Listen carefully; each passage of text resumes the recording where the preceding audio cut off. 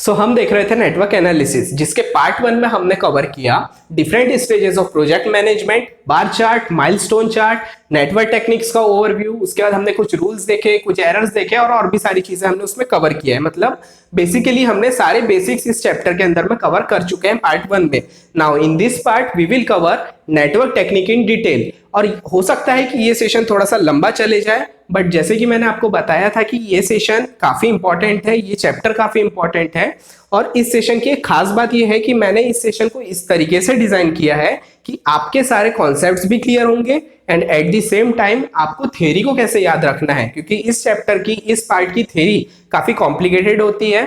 तो मैंने कुछ ऐसे ट्रिक्स, ऐसे शॉर्टकट्स भी बताए हैं जिसके चलते आपको थ्योरी भी याद रहेगी और साथ में आपके कॉन्सेप्ट्स भी क्लियर होंगे। सो वेलकम टू एस्पिरेंट्स पाठशाला। मैं हूं शिशिर मजूमदार और आज के इस वीडियो में हम कवर करने वाले हैं क्रिटिकल पाथ मेथड, जिसके अंदर हम देखेंगे एक्टिविटी के टाइम, फ्लोट्स और साथ ही साथ में हम एक लास्ट में एक प्रॉब्लम भी कवर करेंगे। सो चलिए स्टार्ट करते हैं।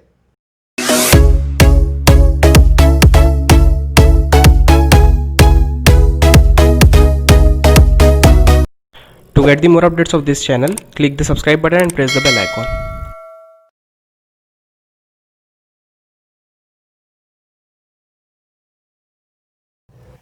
क्रिटिकल पाथ मेथड क्या होता है? क्रिटिकल पाथ मेथड तो देखो, किसी भी प्रोजेक्ट में नंबर ऑफ एक्टिविटीज इन्वॉल्व होती है।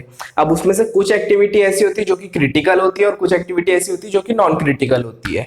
इसमें से जो क्रिटिकल एक्टिविटी होती है ये वो इंपॉर्टेंट एक्टिविटीज होती है जिसको हम किसी भी कॉस्ट में डिले नहीं कर सकते, क्योंकि अगर हम उस एक्टिविटी को डिले करेंगे तो हमारा ओवरऑल जो प्रोजेक्ट है वो डिले होगा, जो कि हम अफोर्ड नहीं कर सकते। क्योंकि हमारा प्रोजेक्ट मैनेजमेंट का सबसे पहला रूल और सबसे इंपॉर्टेंट रूल क्या है कि हमें प्रोजेक्ट सही टाइम पे कंप्लीट करना होता है। तो अगर आपका प्रोजेक्ट मान लो आपके कंप्लीशन टाइम से डिले हो रहा है, इसका मतलब वो हमारे रूल के अगेंस्ट हो गया, जो कि हम नहीं चाहते। हमको क्या करना है यहाँ पे कि जो क्रिटिकल एक्टिविटी है, क्रिटिकल एक्टिविटी के ऊपर हमें ज्यादा से ज्यादा नजर बनाए रखना है ताकि क्रिटिकल एक्टिविटी को हम डिले होने ना दे। अब हमें पता कैसे चलेगा? सवाल तो यही आता है कि अब हमें पता कैसे चलेगा कि कौन सी एक्टिविटी क्रिटिकल है, कौन सी एक्टिविटी नॉन क्रिटिकल है। अब जो नॉन क्रिटिकल एक्टिविटी है, इसको अगर आप डिले भी करते हो, सपोज अगर कोई एक्टिविटी 2 दिन में खत्म होनी चाहिए थी मगर अगर वो एक्टिविटी 4 दिन में खत्म हो रही है, तो फिर भी उस नॉन क्रिटिकल एक्टिविटी का कोई इंपैक्ट आपके प्रोजेक्ट कंप्लीशन टाइम पे नहीं पड़ता है। मतलब कि अगर आप 2 की जगह 4 दिन में भी किसी प्रोजेक्ट को एक्टिविटी को खत्म करते हो, तब भी आपका प्रोजेक्ट जिस टाइम पे कंप्लीट होना है उसी टाइम पे कंप्लीट होता है। और यही रीजन है कि हम उसे कहते हैं नॉन क्रिटिकल एक्टिविटी। ठीक है, अब सवाल ये आता है कि कौन सी एक्टिविटी है जो कि क्रिटिकल है, क्योंकि किसी भी प्रोजेक्ट के अंदर में बहुत सारी एक्टिविटी होती है, उसमें से कुछ क्रिटिकल होगी, कुछ नॉन क्रिटिकल। तो हमें पता तो चलना चाहिए कि कौन सी एक्टिविटी क्रिटिकल है। तो वहां पे हमें काम आता है क्रिटिकल पाथ मेथड। इसका मतलब क्या हुआ कि क्रिटिकल पाथ मेथड बेसिकली एक ऐसी मेथड है जिसकी हेल्प से हम क्या डिटरमाइन करते हैं? Critical path. और क्रिटिकल पाथ के अंदर आने वाली जितनी भी एक्टिविटीज है वो सारी एक्टिविटी कौन सी एक्टिविटी कहलाएगी? क्रिटिकल एक्टिविटी, जिसे हम किसी भी कंडीशन में डिले नहीं कर सकते। क्लियर है यहां तक के? अब जाते हैं हम क्रिटिकल पाथ मेथड के कुछ बैकग्राउंड में। सबसे पहले कि क्रिटिकल पाथ मेथड, इस मेथड को डिस्कवर किसने किया? तो देखो, इसको 2 कंपनी ने मिलकर डिस्कवर किया था। पहली कंपनी थी ड्यूपॉन्ट और दूसरी कंपनी थी रेमिंगटन। पहली कंपनी थी ड्यूपॉन्ट और दूसरी कंपनी थी रेमिंगटन। कब डिस्कवर की गई थी ये मेथड? ये मेथड डिस्कवर की गई थी 1957 में।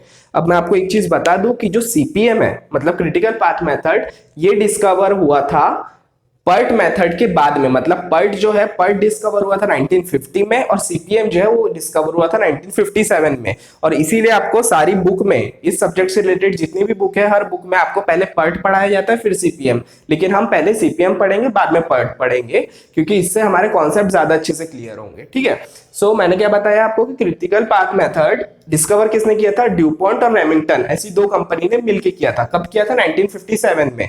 अब अगर आपको ये सवाल आता है कि कंपनी नहीं, कौन सा पर्सन इस चीज को डिस्कवर करने के पीछे इन्वॉल्व था, अगर आपको इसके ऊपर सवाल आता है तो देखिए, इसको 2 लोगों ने मिलकर डिस्कवर किया था। पहले थे एमआर वॉकर, मॉर्गन वॉकर, जो कि थे ड्यूपॉन्ट कंपनी से। एमआर वॉकर यानी मॉर्गन वॉकर, ये थे ड्यूपॉन्ट कंपनी से। और सेकंड थे जेई केली। सेकंड थे जेई केली, ये कौन सी कंपनी से थे, ये थे रेमिंगटन कंपनी से। क्लियर है यहाँ पे? कौन सी कंपनी इन्वॉल्व थी, ड्यूपॉन्ट और रेमिंगटन। ड्यूपॉन्ट से थे एमआर वॉकर और रेमिंगटन से थे जेई केली। कब हुआ था डिस्कवर, 1957 में। अब सेकंड पॉइंट ये आता है कि ये मेथड एप्लीकेबल कहाँ पे है। तो देखो ये मेथड एप्लीकेबल है रिपीटेटिव टाइप के प्रोजेक्ट में। अब रिपीटेटिव प्रोजेक्ट क्या होता है कि सपोज कोई एक प्रोजेक्ट है, फॉर एग्जांपल अगर मैं बात करूं कंस्ट्रक्शन ऑफ हाउसेस, ठीक है, रेसिडेंशियल बिल्डिंग। अगर मैं किसी रेसिडेंशियल बिल्डिंग को कंस्ट्रक्ट कर रहा हूं, हाई राइज बिल्डिंग को कंस्ट्रक्ट कर रहा हूं, तो उसके अंदर जितनी भी एक्टिविटीज है लाइक एक्सकवेशन, लाइक बहुत सारी एक्टिविटीज होती है। एक्सकवेशन, अगर मुझे फाउंडेशन करना है तो एक्सकवेशन करना होगा, फिर उसके बाद मैसनरी वर्क करना पड़ेगा, दीवार खड़ी करनी पड़ेगी, उसके बाद मुझे प्लास्टरिंग का वर्क करना पड़ेगा। ऐसे मैं तो ब्रॉडली बता रहा हूँ, ऐसे नंबर ऑफ एक्टिविटीज है। तो इसका मतलब क्या हुआ कि मैं जब कभी भी हाई राइज बिल्डिंग बनाऊंगा उसके उसके अंदर में ये सारी एक्टिविटीज इन्वॉल्व रहेगी। फिर वो मैं आज बनाऊं, कल बनाऊं, परसों बनाऊं, कहीं और बनाऊं, कहीं भी बनाऊं, ये सारी एक्टिविटी, ये सारी प्रोसेस मेरी कॉमन होगी, मतलब ये सारी प्रोसेस मेरी रिपीट होगी। और ऐसे प्रोजेक्ट को कहा जाता है रिपीटेटिव नेचर का प्रोजेक्ट। सेकंड चीज इसमें ये आती है कि जो रिपीटेटिव प्रोजेक्ट होते हैं इसके अंदर जो एक्टिविटीज है वो कॉमन है। फिर मैं हाई राइज बिल्डिंग आज बनाऊं या कभी भी बनाऊं, वो प्रोसेस मेरे लिए सेम है, मतलब उसके अंदर आने वाली एक्टिविटीज भी मेरे लिए सेम है। अब ये जो एक्टिविटी है, ये एक्टिविटी के अंदर में मैं अगर कहूं कि कोई एक पर्टिकुलर एक्टिविटी, फॉर एग्जांपल अगर मुझे एक्सकवेशन करना है तो एक्सकवेशन करने के लिए मुझे एक दिन में, अगर मान लो एक एक्सकवेशन करना है, एक फाउंडेशन के लिए एक गड्ढा अगर खोदना है, उसको मुझे एक दिन लगता है, तो ऑब्वियस सी चीज है कि ये जो है प्रोसेस, इसके अंदर ये जो एक्टिविटी है, इस एक्टिविटी को मैं कभी भी करूं एक ही दिन लगना है। समझ में आ रही है बात? मतलब क्या हुआ इसका कि एक्टिविटी का जो टाइम ड्यूरेशन है ये कांस्टेंट है। क्लियर है यहाँ पे? मतलब यहाँ पे दो चीज आती है, एक तो रिपीटेटिव टाइप का वर्क, यानी क्या हुआ कि मैं वो कभी भी करूं, सारी प्रोसेस क्या होगी, रिपीट होगी, सारे एक्टिविटीज क्या होंगे, रिपीट होंगे। सेकंड चीज की वो एक्टिविटीज को कितना टाइम लग रहा है ये भी कांस्टेंट है, मैं आज करूं या आज से कई साल बाद भी करूं, वो प्रोसेस को, उस एक्टिविटी को कितना टाइम लग रहा है वो भी मेरे लिए कांस्टेंट है।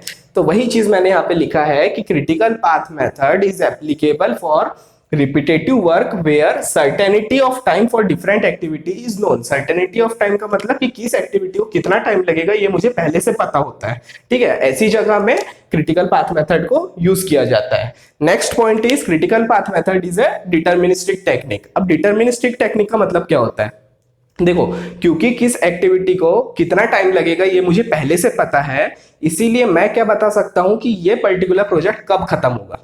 ध्यान से समझो, ठीक है।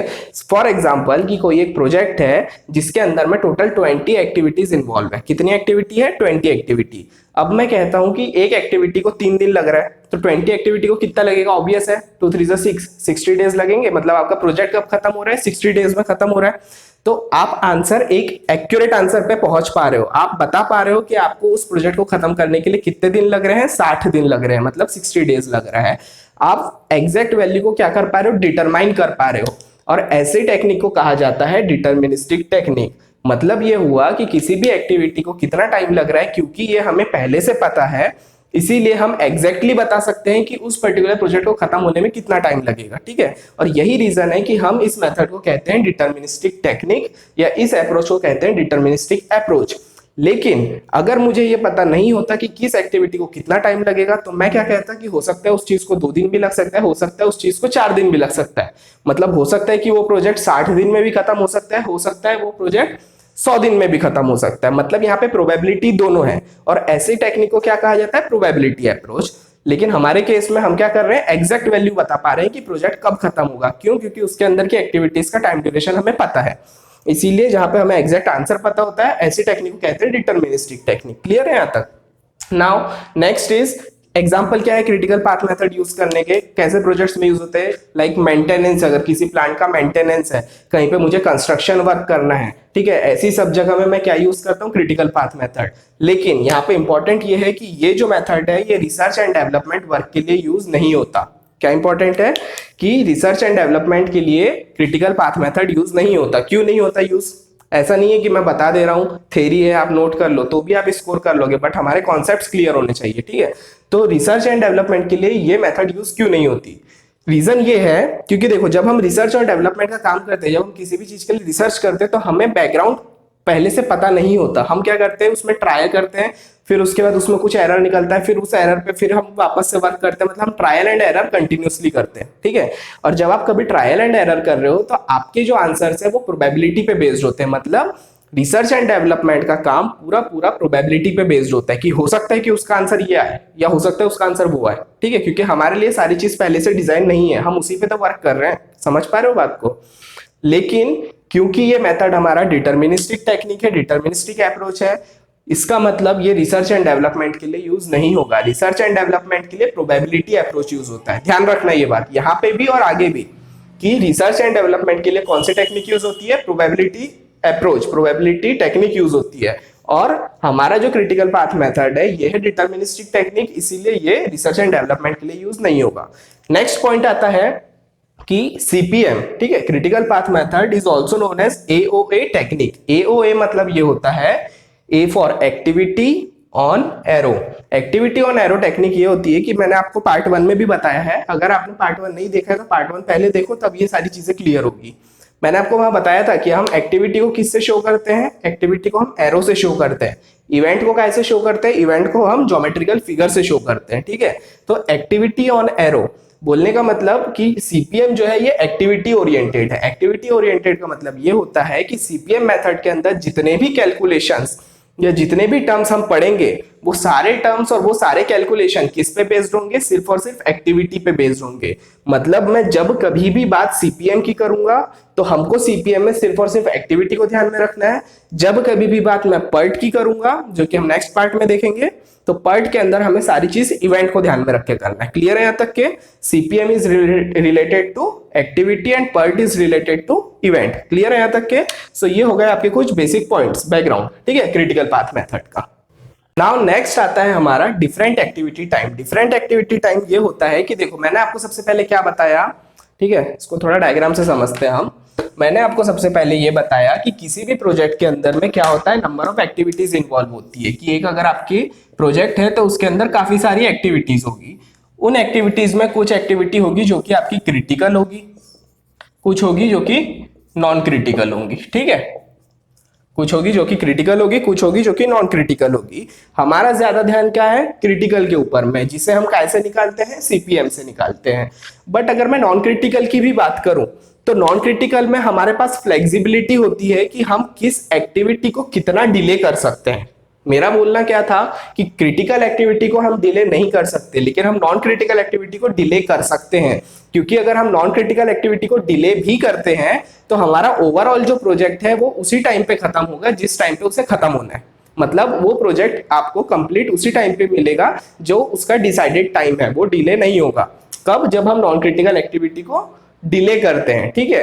अब बात ये भी तो आती है कि अगर आप नॉन क्रिटिकल एक्टिविटी को डिले करते हो तो उसे कितना डिले करना है। ऐसा तो नहीं कि कोई एक्टिविटी 2 दिन में खत्म होनी चाहिए थी, आप उसको 20 दिन लगा दे रहे हो। उसका भी तो कुछ ना कुछ लिमिट होगा कि 2 दिन की जगह हम 4 दिन में खत्म कर रहे हैं, 2 दिन की जगह हम 6 दिन में खत्म कर रहे हैं, ठीक है। बोलने का मतलब क्या हुआ यहाँ पे कि नॉन क्रिटिकल एक्टिविटी को हम डिले तो कर सकते हैं, लेकिन कितना डिले करना है, ये आता है पॉइंट। तो यहाँ पे 4 केस बनते हैं। 4 केस में से पहला केस क्या है कि वो एक्टिविटी अगर मैं बोलता हूं कि 2 दिन में खत्म, फॉर एग्जाम्पल कोई एक एक्टिविटी जो कि 2 दिन में खत्म होनी चाहिए, ठीक है, ये उसका नॉर्मल टाइम है, लेकिन किसी कारण से वो एक्टिविटी 4 दिन में खत्म हो रही है, वो एक्टिविटी 4 दिन में खत्म हो रही है, तब भी उस प्रोजेक्ट को कोई फर्क नहीं पड़ रहा है। लेकिन अगर मान लो वही एक्टिविटी 4 की जगह 5 दिन में खत्म हो रही, तो देयर में भी पॉसिबिलिटी कि आपका जो प्रोजेक्ट है वो आगे डिले हो जाए। समझ रहे हो? मतलब इसकी बाउंड्री कंडीशन क्या हो गई? लोअर लिमिट हो गई 2 दिन, अपर लिमिट हो गई 4 दिन। मतलब आप 2 दिन से 4 दिन के बीच उसमें फ्लेक्सिबिलिटी है आपके पास कि 2 दिन से 4 दिन के बीच में आप उसको वेरी कर सकते हो। तो इसका मतलब क्या हुआ कि उसका कोई ना कोई एक अर्लीस्ट टाइम, जैसे 2 दिन, और कुछ ना कुछ उसका लेटेस्ट फिनिश टाइम, मतलब जैसे कि 4 दिन। समझ पा रहे हो बात को? यानी उसकी बाउंड्री, यानी उसकी या तो अर्लीस्ट स्टार्टिंग टाइम कि हम उसे जल्दी से जल्दी कब स्टार्ट कर सकते हैं, या लेटेस्ट स्टार्ट टाइम यानी कि हम उसे जल्दी से जल्दी लेट से लेट हम उसे कब स्टार्ट कर सकते हैं। Next is earliest finish time की जल्दी से जल्दी हम उसे कब खत्म कर सकते हैं। सेकेंड पॉसिबिलिटी क्या आती है उसकी कि लेट से लेट हम उसे कब खत्म कर सकते हैं। तो ऐसे 4 कंडीशन बनते हैं, ऐसे 4 एक्टिविटी टाइम बनती है। समझ में आ रही बात? क्या बोल रहा हूँ ध्यान से समझो। देखो ये बहुत इजी चीज है, बहुत इजी टॉपिक है, लेकिन आपका फोकस, आपका पेशेंस बहुत इंपॉर्टेंट है। हो सकता है सेशन थोड़ा लंबा चले जाए, लेकिन यहाँ पे हमारे सारे पॉइंट, सारे कॉन्सेप्ट भी क्लियर चाहिए, प्लस इसके साथ में हमें सारे डेफिनेशन, सारे पॉइंट्स भी याद रहना इंपॉर्टेंट है, क्योंकि आपको एग्जाम में क्वेश्चन इसी पे मिलने वाले। तो ध्यान से समझो। मैंने क्या बताया, क्रिटिकल नॉन क्रिटिकल दो टाइप की एक्टिविटी है। क्रिटिकल के ऊपर हमारा ज्यादा ध्यान होता है क्योंकि उसको हम डिले नहीं कर सकते, लेकिन नॉन क्रिटिकल को डिले कर सकते हैं। अब बात ये आती है कि कितना डिले कर सकते हैं। तो इसके चार केस बनते हैं। पहला केस होता है आपका कि किसी भी एक्टिविटी को जल्द से जल्द हम कब स्टार्ट कर सकते हैं। दूसरा होता है आपको कि जल्द से लेट हम उसे कब स्टार्ट कर सकते हैं। नेक्स्ट इज उसे जल्द से जल्द हम कब खत्म कर सकते हैं। एंड उसके बाद आता है आपका कि हम किसी भी एक्टिविटी को लेट से लेट कब खत्म कर सकते हैं। समझ रहे हो, ऐसे चार चीज आती है। इसी को कहा जाता है डिफरेंट एक्टिविटी टाइम। क्या कहा जाता है, डिफरेंट एक्टिविटी टाइम। अब बात ये आती है इसके अंदर में कि ये जो डिफरेंट एक्टिविटी टाइम है चार, ठीक है, अब इसकी डेफिनेशन क्या बोलती है और इसे याद कैसे रखना है। सो इन चार डेफिनेशन को याद करने के लिए आपको, जैसे मैंने आपको बताया कि मैं आपको इस सेशन के अंदर में जो डेफिनेशन है उसको याद रखने के कुछ ट्रिक्स बताऊंगा। तो ऐसे ही कुछ दो ट्रिक मैंने यहाँ पे फ्रेम किया है, दो शॉर्टकट मैंने फ्रेम किया है। सिर्फ आपको दो वर्ड पे ध्यान देना है। पहला word is earliest and second word is latest. जहां जहां पे अर्लीस्ट आ रहा है, अर्लीस्ट का मतलब क्या हुआ, जल्द से जल्द, मतलब कम से कम टाइम, ठीक है, जल्द से जल्द बोलो या कम से कम। और लेटेस्ट का मतलब क्या हुआ, लेट से लेट। समझ में आ रहा है, दो चीज ध्यान रखो, उसके बाद हम आगे की डेफिनेशन पढ़ेंगे तो आपको और अच्छे से क्लियर होगा। पहला इज अर्लीस्ट मतलब कम से कम, और लेटेस्ट मतलब लेट से लेट। क्लियर है। अब आते हैं पहली डेफिनेशन में। क्या बोलता है first definition, earliest start time of an activity. किसी भी एक्टिविटी का अर्लीस्ट स्टार्ट टाइम क्या होता है, ईएसटी। क्या होता है अर्लीस्ट स्टार्ट टाइम, तो earliest start time is the earliest time by which an activity can start. Earliest का मतलब मैंने क्या बताया आपको, जल्द से जल्द या फिर कम से कम। तो earliest start time of an activity मतलब क्या हुआ कि ऐसा टाइम, मतलब कम से कम कौन सा ऐसा टाइम है जिसमें हम किसी एक्टिविटी को स्टार्ट कर सकते हैं। मतलब earliest time by which an activity can start, किसी भी एक्टिविटी को स्टार्ट करने के लिए कम से कम टाइम। ठीक है, किसी भी एक्टिविटी को स्टार्ट करने के लिए कम से कम टाइम, इसको ध्यान में रखो। इसके बाद में मैं इसके फॉर्मूले कैसे बनेंगे वो समझाऊंगा। सबसे पहली चीज, earliest start time of an activity, EST. क्या हुआ, किसी भी एक्टिविटी को स्टार्ट करने का कम से कम time is earliest start time. Next is latest start time of an activity. Latest मतलब क्या बताया, लेट से लेट। मतलब क्या हुआ, latest start time of an activity मतलब किसी भी एक्टिविटी को स्टार्ट करने का ज्यादा से ज्यादा टाइम। ठीक है, किसी भी एक्टिविटी को स्टार्ट करने का लेट से लेट टाइम बोलो या ज्यादा से ज्यादा टाइम। पहला क्या था, किसी भी एक्टिविटी को स्टार्ट करने का कम से कम टाइम। सेकंड इज किसी भी एक्टिविटी को स्टार्ट करने का ज्यादा से ज्यादा टाइम। हो गया, दो हमारे पास बाउंड्री मिल गई। Next is earliest finish time of an activity. किसी भी एक्टिविटी को फिनिश करने का, किसी भी एक्टिविटी को खत्म करने का कम से कम टाइम, किसी भी एक्टिविटी को खत्म करने का कम से कम टाइम। और next is latest finish time of an activity, मतलब किसी भी एक्टिविटी को खत्म करने का ज्यादा से ज्यादा टाइम। मतलब क्या हुआ, यहाँ पे कोई एक एक्टिविटी है, उस एक्टिविटी को शुरू करने का कम से कम टाइम, उस एक्टिविटी को शुरू करने का ज्यादा से ज्यादा टाइम। नेक्स्ट इज किसी भी एक्टिविटी को खत्म करने का कम से कम टाइम, किसी भी एक्टिविटी को खत्म करने का ज्यादा से ज्यादा टाइम। ये होते हैं चार activity time, EST, LST, EFT, LFT. Clear है यहां तक के, ये हो गए चार आपके डेफिनेशंस। अब पेपर में तो ये नहीं बोलोगे कम से कम टाइम, ज्यादा से ज्यादा टाइम। ध्यान कैसे रखना है, याद आपको ऐसे रखना है कि जहां कहीं भी अर्लीस्ट वर्ड यूज हो रहा है, आप डेफिनेशन को देखो ध्यान से। डेफिनेशन क्या बोल रहा है, earliest time by which an activity can start. Simple सी डेफिनेशन है। लेकिन जब लेटेस्ट टर्म आती है, जब कभी भी लेटेस्ट टर्म आती है, तो आपको कीवर्ड पे ध्यान देना है। कीवर्ड क्या है कि आपकी डेफिनेशन एक्सटेंड हो जा रही है without delay the completion of project. मतलब किसी भी एक्टिविटी को स्टार्ट करने का ज्यादा से ज्यादा time, at the same time हमारा प्रोजेक्ट जो है वो डिले भी नहीं होना चाहिए। ये आती है टर्म आपकी लेटेस्ट के अंदर में। जब अर्लीस्ट की बात होती है तो अर्लीस्ट में विदाउट डिलेइंग वाली टर्म नहीं आती। क्यों नहीं आती है, क्योंकि अर्लीस्ट टाइम क्या हुआ, कम से कम समय किसी भी एक्टिविटी को स्टार्ट करने के लिए। लेटेस्ट क्या हो गया, ज्यादा से ज्यादा समय किसी भी एक्टिविटी को स्टार्ट करने के लिए, बट वो समय इतना ज्यादा भी नहीं होना चाहिए कि हमारा प्रोजेक्ट जो है वो आगे डिले हो जाए। समझ में आ रही है डेफिनेशन हिंदी में। लेटेस्ट टर्म जहां आ रही है वहां पे ये चीज हम कंडीशन भी लगा रहे हैं कि वो लेट तो हो, कि ज्यादा से ज्यादा समय तो हो, लेकिन इतना भी लेट ना हो कि हमारा प्रोजेक्ट डिले हो जाए। समझ में आ रहा है। तो जब कभी भी आपको लेटेस्ट टर्म मिलेगा, उसके अंदर में आपको ये डेफिनेशन के अंदर ये कीवर्ड मिलेंगे, without delaying the completion of project. ठीक है, वैसे ही देखो आपको यहाँ पे भी समझ में आएगा। अर्लीस्ट फिनिश टाइम यानी क्या हुआ कि कम से कम कितना समय किसी भी एक्टिविटी को फिनिश करने के लिए।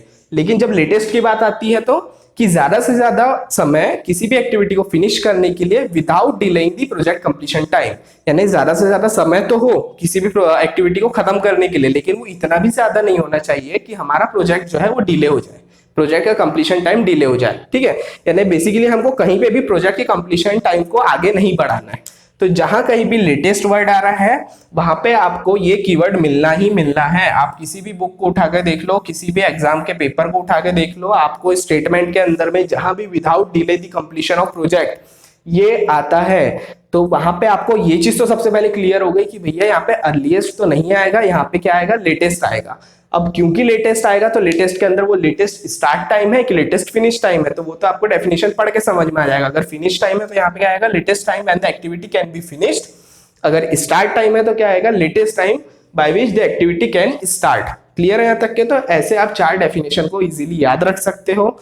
याद रख के उसका मतलब भी समझ में आ रहा है आपको, यानी हमको बेसिकली प्रोजेक्ट को डिले नहीं करना है, ठीक है। अब यहाँ पे फॉर्मूले की बात आती है, ठीक है। एक चीज और पूछता है आपको, डेफिनेशन तो उसने कई बार पूछा है, लेकिन कभी उसको अगर एडवांस लेवल में जाना है, यानी क्वेश्चन को थोड़ा टफ बनाना है, तो टफ बनाने के लिए वो क्या करता है, वहां पे फॉर्मूले पूछ लेता है। फॉर्मूले को याद रखने का तरीका देखो, सबसे इजी बताता हूँ। आपने पार्ट 1 देखा है, पार्ट 1 के अंदर मैंने क्या बताया था, इवेंट को हम कैसे दिखाते हैं, इवेंट को हम दिखाते हैं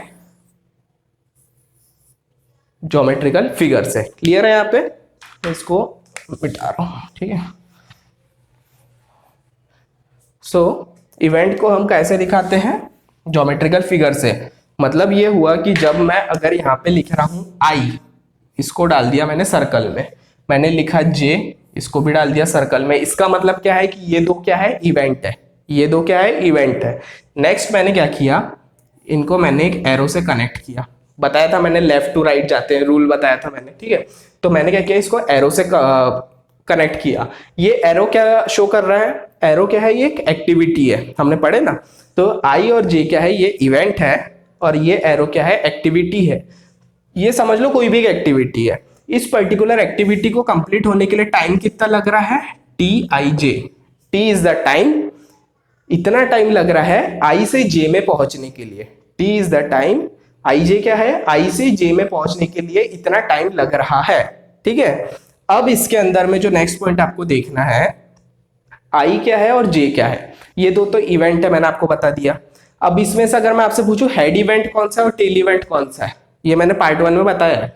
हेड इवेंट क्या होता है, सामने की तरफ वाला, टेल इवेंट पीछे की तरफ वाला। हम लेफ्ट टू राइट जाते हैं, इसका मतलब ये क्या हुआ, ये हुआ हेड इवेंट, और ये हुआ आपका टेल इवेंट हुआ, ये हुआ हेड इवेंट, ये हुआ आपका टेल इवेंट। आई क्या है, टेल इवेंट, जे क्या है, हेड इवेंट, टी आई जे क्या है, टाइम ड्यूरेशन इस पर्टिकुलर एक्टिविटी का।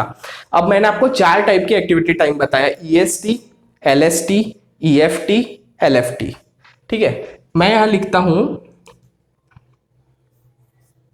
ईएसटी, अर्लीस्ट स्टार्ट टाइम, इस एक्टिविटी को स्टार्ट होने का अर्लीस्ट टाइम यानी ईएसटी, ठीक है। यहां से एक्टिविटी स्टार्ट हो रही है, यहां से स्टार्ट होकर यहां जा रही है, इसलिए ईएसटी मैं यहां लिखूंगा। क्लियर है? अब ये हो गया आपका अर्लीस्ट फिनिश टाइम। कोई एक एक्टिविटी है, स्टार्ट हो रही है ईएसटी में और एंड हो रही है ईएफटी में, यानी earliest start time, earliest finish time, यहाँ पे स्टार्ट है, यहाँ पे फिनिश है। नेक्स्ट क्या है आपका एलएसटी, एलएसटी क्या है आपका लेटेस्ट स्टार्ट टाइम, और नेक्स्ट क्या है आपका LFT, latest finish time. Clear है? यहाँ पे लेटेस्ट फिनिश टाइम। अब ईएसटी, एलएसटी, ईएफटी, एलएफटी, ये 4 क्या है, एक्टिविटी टाइम है। ध्यान से समझो, ये 4 क्या है, एक्टिविटी टाइम है।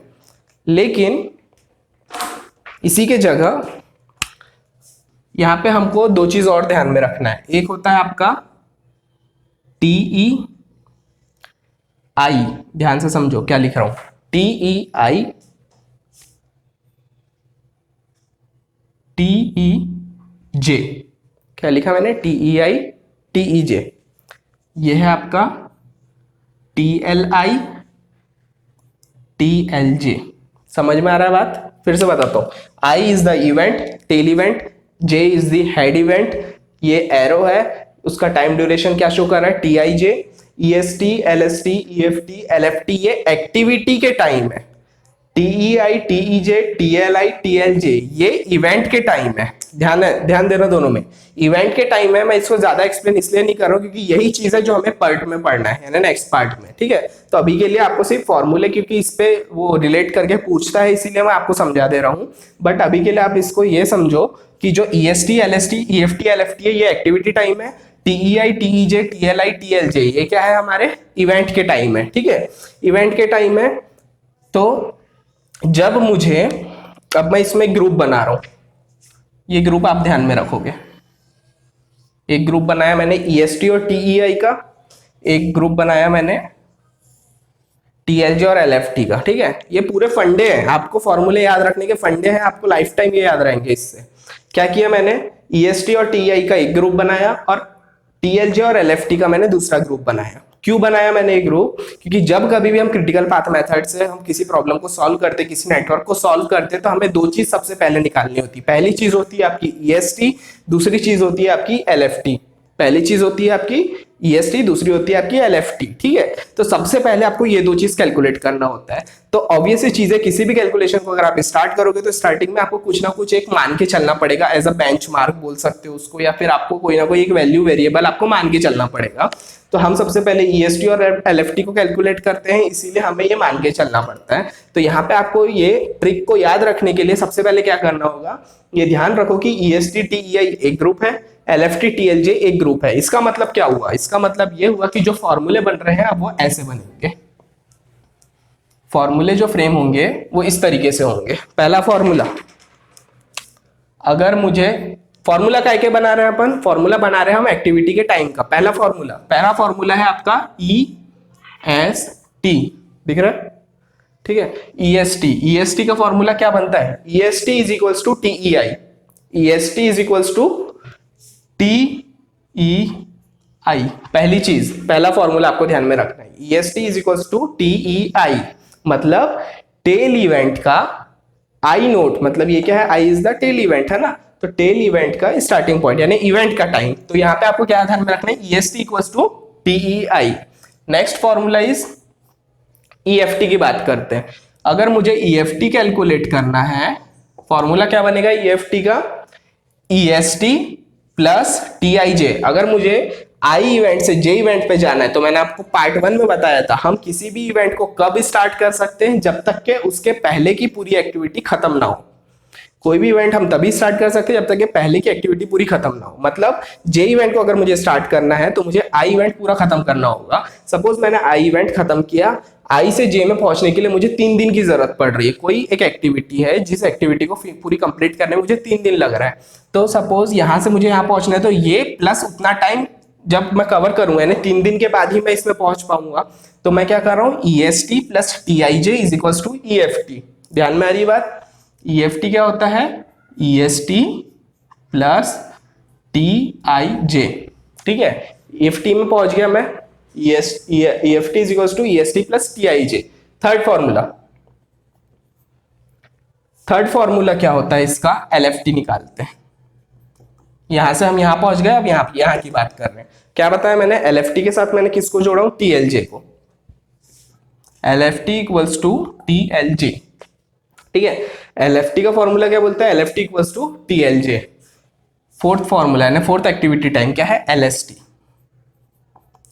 एलएसटी इक्वल्स टू, अब यहां ध्यान में रखो, जब कभी भी मैं ईएसटी से ईएफटी पे जा रहा हूं, जब कभी भी मैं ईएसटी से ईएफटी में जा रहा हूं, ईएसटी से ईएफटी में जा रहा हूं, तो मैं करूंगा प्लस, और जब मैं एलएफटी से एलएसटी में आ रहा हूं तो मैं करूंगा माइनस, ठीक है। ध्यान में रहेगी बात, जब मैं ईएसटी से ईएफटी में जा रहा हूं तो EST plus TIJ equals to EFT, लेकिन जब मैं एलएफटी से एलएसटी में आऊंगा तो एलएफटी माइनस टीआईजे करूंगा तो एलएसटी मिलेगा। एलएफटी माइनस टीआईजे करूंगा तब जाके मुझे एलएसटी मिलेगा। समझ में आ रहा है। तो ये हो गए आपके 4 फॉर्मूले, ये बहुत इंपॉर्टेंट है। आपको अभी भी शायद इसमें बहुत सारे लोगों को कुछ डाउट होगा, क्लियर नहीं हो रहा होगा, जब हम इसका न्यूमेरिकल कवर करेंगे एंड में, ठीक है। तो जब न्यूमेरिकल कवर करेंगे तब आपको अपने आप सारी चीजें क्लियर होगी कि क्यों हम इसको माइनस करते हैं, क्यों हम इसको प्लस करते हैं। जब हम ईएसटी से ईएफटी में जाते हैं तो क्यों प्लस करते हैं, जब एलएफटी से एलएसटी में आते हैं तो क्यों माइनस करते हैं। सेकेंड चीज आपको ये भी क्लियर होगी कि क्यों मैंने ईएसटी और टीआई को मैंने एक ग्रुप बनाया और क्यों एलएफटी और टीएलजे को एक ग्रुप बनाया। सारी चीजें आपको न्यूमेरिकल में क्लियर हो जाएगी, ठीक है। अभी के लिए आपको चार चीज ध्यान रखना है, किसी भी एक्टिविटी के अंदर चार टाइम होता है, ईएसटी होता है, ईएफटी होता है, एलएसटी होता है, एलएफटी होता है। पहले हमें क्या कैलकुलेट करना है, किसी भी नेटवर्क प्रॉब्लम को सॉल्व करने के लिए सबसे पहले हमें ईएसटी कैलकुलेट करना होता है। ईएसटी होता है आपका टीईआई। ईएफटी में अगर पहुंचना है तो क्या करते हैं हम, ईएसटी प्लस टीआईजे। अच्छा, यहाँ पे एक चीज और आती है कि कई बार आपको पेपर में क्या है वो दूसरे फॉर्म में दे देगा। इसी का मतलब तो ये हुआ, ईएसटी प्लस टीआईजे का ही मतलब क्या हुआ कि टीईआई प्लस टीआईजे इस फॉर्म में भी दे देता है, ठीक है। लेकिन हमको समझ में नहीं आती चीजें। बट यहाँ पे देखो क्या किया मैंने, ईएसटी के जगह में सिर्फ टीआई पुट किया हूं, ईएसटी की जगह में सिर्फ टीईआई पुट किया हूं। क्यों पुट किया हूं, क्योंकि ईएसटी का ही मतलब टीईआई होता है। समझ में आ रहा है। Next is LST. एलएसटी का फॉर्मूला क्या होता है, एलएफटी माइनस टीआईजे। एलएफटी की जगह मैं टीएलजे भी लिख सकता हूं, तो ये क्या हो जाता है, टीएलजे माइनस टीआईजे, ठीक है। इस फॉर्म में भी आप ध्यान में रख सकते हो इसको। तो ये चार आपके हो गए एक्टिविटी के फॉर्मूले जो कि काफी इंपॉर्टेंट होते हैं। अब नेक्स्ट हम मूव होते हैं फ्लोट्स पे, ठीक है। तो ये क्या था हमारे डिफरेंट एक्टिविटी टाइम। अब बात ये आती है कि जो चीज मैंने आपको यहाँ समझाया था कि एक्टिविटी दो टाइप की होती है, क्रिटिकल और नॉन क्रिटिकल। तो हमको ये पता होना चाहिए कि उसकी स्टार्टिंग लिमिट क्या है, उसकी एंडिंग लिमिट क्या है, सो दैट कि हम किसी भी एक्टिविटी को कितना फ्लेक्सिबिलिटी है हमारे पास कि कितना हम उसको डिले कर सकते हैं। ये चीज पता लगाने के लिए हम यूज करते हैं एक्टिविटी टाइम, ठीक है। एक्टिविटी टाइम से हमें उस चीज का अंदाजा हो जाता है। नेक्स्ट इज कि एक्टिविटी टाइम से हमें बाउंड्री का पता चलता है कि 2 दिन कम से कम समय, 4 दिन ज्यादा से ज्यादा समय। लेकिन एग्जैक्टली मतलब बोलने का मतलब फ्लोट क्या बता के देता है हमें कि जो क्रिटिकल एक्टिविटी है, ठीक है, जो भी क्रिटिकल एक्टिविटी है बोलो या जो भी नॉन क्रिटिकल एक्टिविटी है, एग्जैक्ट टाइम कितना चाहिए हमारे पास, एग्जैक्ट फ्लेक्सिबिलिटी। मतलब ये हुआ आपका कि अगर आपको फ्लोट समझना है तो फ्लोट का ही मतलब आप इजी लैंग्वेज में ये समझ के चलो फ्लेक्सिबिलिटी, यानी आपके पास कितना मार्जिन है किसी भी चीज को डिले करने का। फॉर एग्जांपल अगर आपका फ्लोट का आंसर 3 आ रहा है, float is a time duration, float क्या है, एक टाइम ड्यूरेशन है।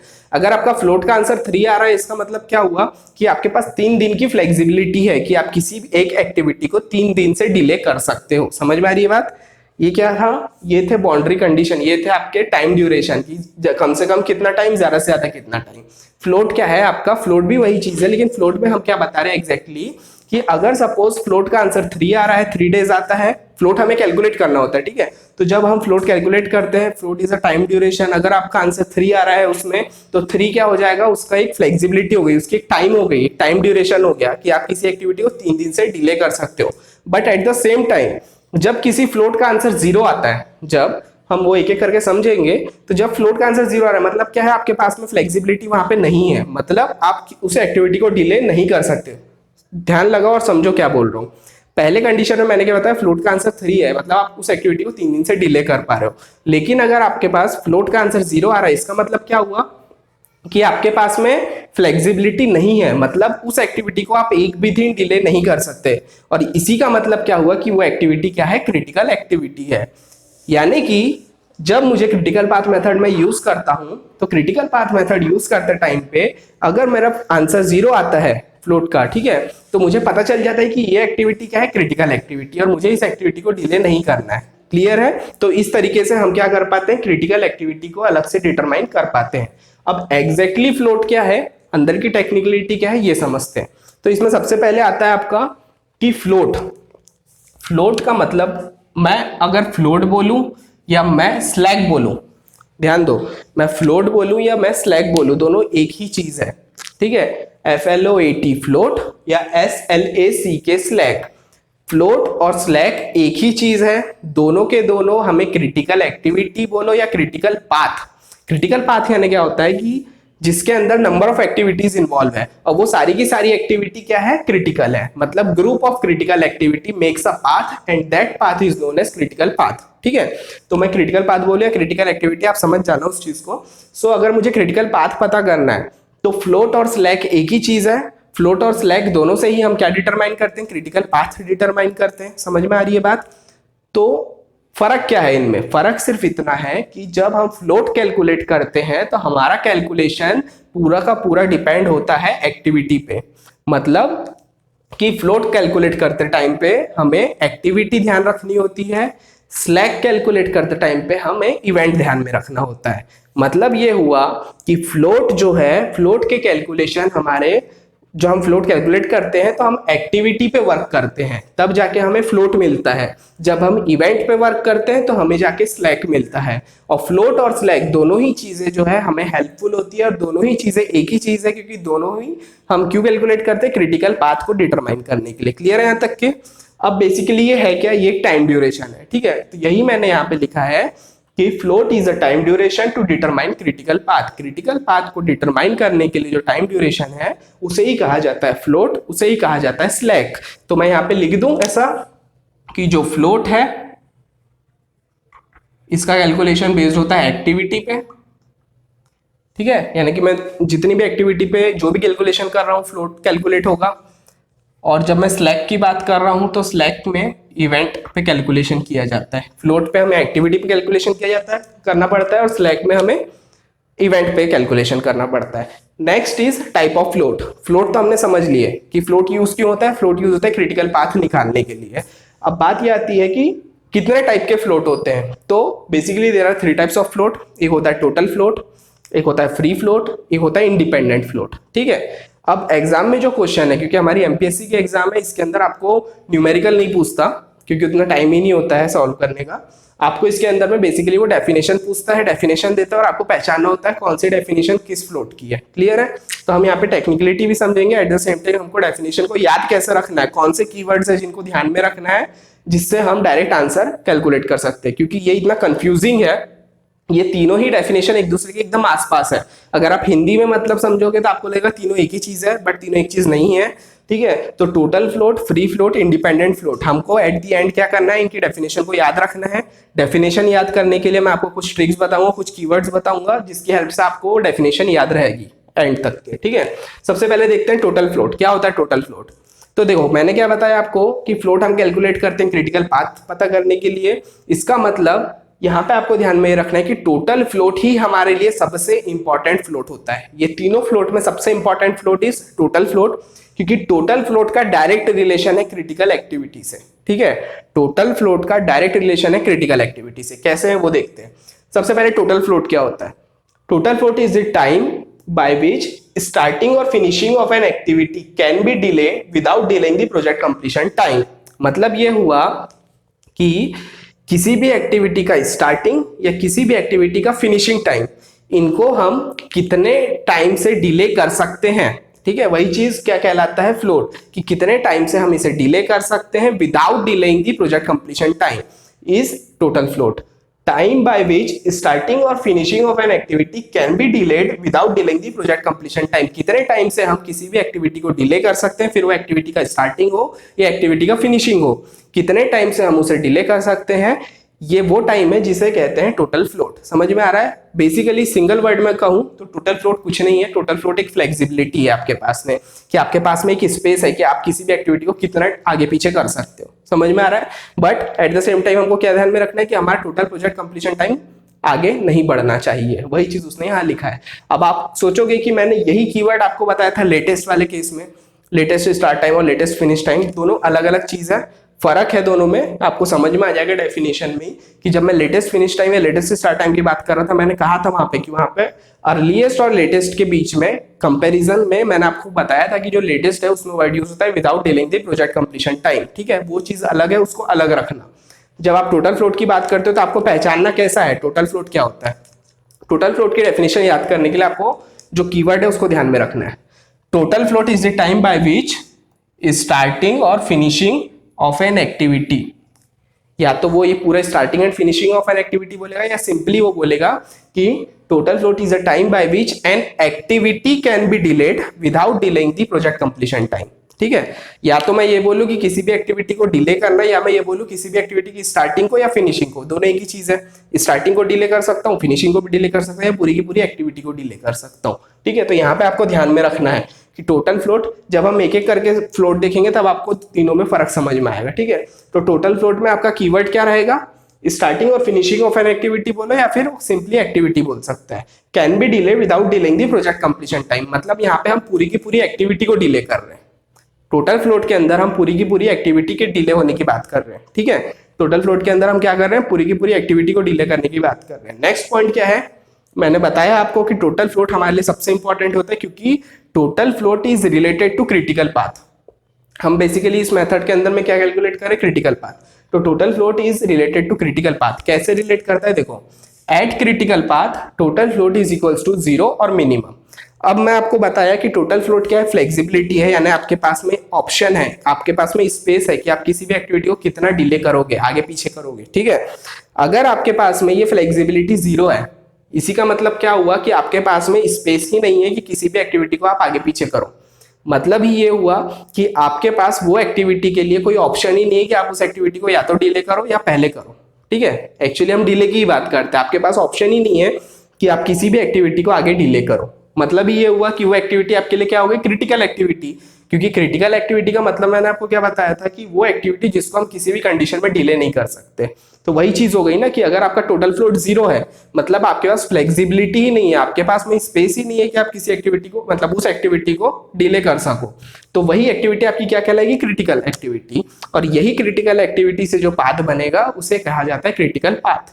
तो नेक्स्ट पॉइंट आपके लिए काफी इंपॉर्टेंट है। जब कभी भी हम क्रिटिकल एक्टिविटी या क्रिटिकल पाथ को कैलकुलेट करते हैं, हम वहां पे पहले क्या निकालते हैं, टोटल फ्लोट। और टोटल फ्लोट से ही हमें आंसर मिलता है कि कौन सी एक्टिविटी क्रिटिकल है, जहां पे टोटल फ्लोट 0 आएगा या मिनिमम आएगा। मिनिमम किस केस में आता है, जहां पे आपको एक भी एक्टिविटी 0 नहीं आ रही है। उस केस में अगर बोलूंगा कि अगर सारी एक्टिविटी को आप आगे पीछे कर सकते हो, तो उसमें हमारे लिए उस कंडीशन में क्रिटिकल कौन सी एक्टिविटी होगी, जिसके लिए हमारे पास सबसे कम ड्यूरेशन है। मतलब फॉर एग्जांपल आपके पास 5 एक्टिविटी है, किसी को आप 4 दिन से डिले कर सकते हो, किसी को 5 दिन से, किसी को 6 दिन से, और कोई एक एक्टिविटी जिसको 3 दिन से डिले कर सकते हो। तो एट दैट केस हमारे लिए क्रिटिकल क्या कौन सी एक्टिविटी हो जाएगी, वो एक्टिविटी जिसको हम सिर्फ 3 दिन से डिले कर सकते हैं, मतलब उन सब में जो मिनिमम है, ठीक है। तो वैसे जनरली क्रिटिकल पाथ में टोटल फ्लोट 0 जहां होता है वो पाथ को कहा जाता है क्रिटिकल पाथ। समझ में आ रहा है बात, ठीक है। Next is there can be more than one critical path. किसी एक नेटवर्क के अंदर में जरूर नहीं कि सिर्फ एक ही क्रिटिकल पाथ हो, ऐसा भी हो सकता है कि उस नेटवर्क के अंदर में एक से ज्यादा भी क्रिटिकल पाथ हो सकते हैं। वही चीज है, थ्योरेटिकल स्टेटमेंट है, ध्यान में रखना है, क्योंकि इसके ऊपर डायरेक्ट आपको क्वेश्चन फ्रेम हो सकता है कि क्या ऐसा होता है कि किसी एक नेटवर्क के अंदर में एक से ज्यादा क्रिटिकल पाथ होते हैं, तो बिल्कुल होता है, ठीक है। अब नेक्स्ट आता है आपके पास में इसका फॉर्मूला कैसे याद रखना है, ये सबसे इंपॉर्टेंट है, क्योंकि 2019 में भी इसके ऊपर क्वेश्चन फ्रेम हुआ है फॉर्मूले पे डायरेक्ट, ठीक है। मेन जो फॉर्मूला है जो हमें कैलकुलेट करना होता है वो मैं आपको लास्ट में न्यूमेरिकल के साथ बताऊंगा। अभी के लिए आपको ये वाला फॉर्मूला इंपॉर्टेंट है, ये देखो, इसको याद कैसे रखना है, थोड़ा कॉम्प्लिकेट है, इसको हम इजी करते हैं। यहाँ पे क्या है, देखो, आई क्या है, वही सेम चीज, tail event, head event, I is the tail event, J is the head event. ये एरो है, एरो का कंप्लीट ड्यूरेशन क्या बता रहा है, TIJ is the duration of that activity, ठीक है। अब टीईआई, टीईजे, टीएलआई, टीएलजे कोई नई चीज नहीं है, जो चीज मैंने यहाँ समझाया आपको वही चीज है यहाँ पे, ठीक है। लेकिन हम यहाँ एक्टिविटी टाइम पढ़ रहे थे, इसलिए EST, EFT, LST, LFT calculate करना था, इसलिए हमने इसको कंसिडर किया। यहाँ पे हमको फ्लोट में उसकी जरूरत नहीं है, फ्लोट कैलकुलेट करना है, यानी हमको टोटल फ्लोट का फॉर्मूला बनाना है। सिंपल, ये जो फॉर्मेट है इसको दिमाग में छाप लो अच्छे से। आई से जे पे जा रहे हैं, TIJ is the time duration, TEI, TEJ, TLI, TLJ, ऊपर वाली जो टर्म है वो ई वाली टर्म है, नीचे वाली जो टर्म है वो एल वाली टर्म है, ठीक है। टीई, टीई, टीएल, टीएल, आई के पास में जो है वो आई आई, जे के पास में जो है वो जे जे। अब आपको याद कैसे रखना है टोटल फ्लोट का फॉर्मूला। टोटल फ्लोट का फॉर्मूला याद रखने के लिए आपको बस ये एरो का डायरेक्शन याद रखो, ये एरो का डायरेक्शन याद रखो, फॉर्मूला याद रहेगा, आपको कंफ्यूज नहीं होना है। आपको सिर्फ फॉर्मेट सब जगह सेम मिलेंगे, तीनों फ्लोट में फॉर्मेट सेम मिलेगा, डायग्राम सेम मिलेगा, सिर्फ एरो का डायरेक्शन आपको याद रखना है। यहाँ पे क्या है, टीएलजे से टीईआई की तरफ जा रहे हैं हम, ठीक है, ऐसे जा रहे हैं। मतलब ये हुआ, मैंने आपको बताया था कि जब हम यहां से यहां जाते हैं, हमारा मेन पर्पस क्या है, कि मैंने आपको क्या बताया था पार्ट 1 में कि हम लेफ्ट टू राइट जाते हैं हमेशा, और जब कभी भी हम लेफ्ट टू राइट जा रहे हैं तो हम सारी साइन को पॉजिटिव लेते हैं। जब हम राइट टू लेफ्ट आएंगे, ठीक है, यानी हम उल्टा आएंगे, तो हम साइन को क्या करेंगे, निगेटिव लेंगे। क्लियर है यहाँ तक के? तो हम क्या कर रहे हैं, एरो क्या है, हम राइट टू लेफ्ट आ रहे हैं इस बार, इसलिए हम क्या करेंगे, माइनस साइन लेंगे। तो पहले क्या है, TLJ minus TIJ minus TEI, क्या है formula, TLJ minus TIJ minus TEI. Clear है? ये फॉर्मूला कहलाता है आपका टोटल फ्लोट का। समझ में आया? अगर आप इसके एकदम डिटेल में जाके समझोगे कि क्यों ऐसा आ रहा है तो वो आपके लिए इतना कॉम्प्लिकेटेड हो जाएगा कि आपको फॉर्मूला याद ही नहीं रहेगा। हमको बेसिकली टोटल फ्लोट का फॉर्मूला याद रखना है। टोटल फ्लोट का फॉर्मूला याद रखने के लिए आपको क्या करना है, एरो का डायरेक्शन याद रखना है। कैसा आ रहा है एरो, ये ऐसा डायरेक्शन में आ रहा है, नीचे से ऊपर की तरफ क्रॉस कर रहा है, ठीक है। तो TLJ minus TIJ minus TEI, यही चीज मैंने यहाँ लिखा है। FT मतलब हो गया आपका total float is equal to TLJ minus TIJ minus TEI, ये हो गया आपका टोटल फ्लोट, ठीक है। तो क्या बताया मैंने टोटल फ्लोट के अंदर में कि टोटल फ्लोट क्या होता है, क्या कैलकुलेट करने का काम आता है, क्रिटिकल पाथ कैलकुलेट करने का काम आता है। कैसे आता है, जहां पे टोटल फ्लोट 0 वो एक्टिविटी आपकी क्रिटिकल एक्टिविटी। क्लियर है यहाँ तक के एक नेटवर्क में एक से ज्यादा क्रिटिकल एक्टिविटी, एक से ज्यादा क्रिटिकल पाथ हो सकते हैं।